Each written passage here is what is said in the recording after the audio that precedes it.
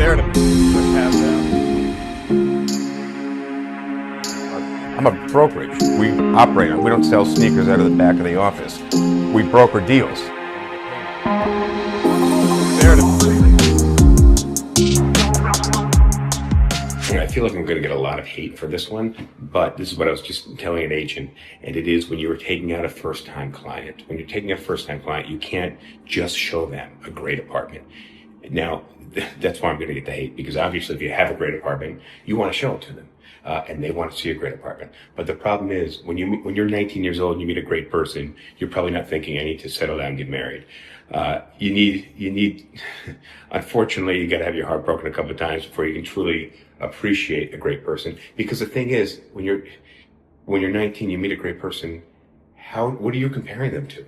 You don't know that they're a great person. You don't know there might not be better people out there. This is probably why a lot of people don't get married at 19 and 20 years old, at least not in New York, maybe in the South. But when you're taking out a first-time client, you got to show them some options. I tell every client that what I want to do is start low. I want to start low priced. And almost everybody agrees because everybody wants a deal.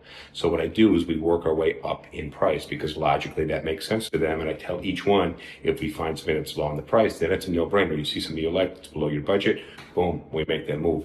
And there's always one back pocket apartment too that might just be one or two usually. That's either just outside of the neighborhood they want to be in or just over the price point, or maybe it's a studio in a dorm end building when they were looking for a one bedroom, but just something in my back pocket that I have to show them that's not exactly what they're looking for, but might work providing they weren't happy with the other options that we looked at. But you can't just show a great apartment and expect somebody to make a move on it. You got to have options for them, especially if they're just getting started in their search.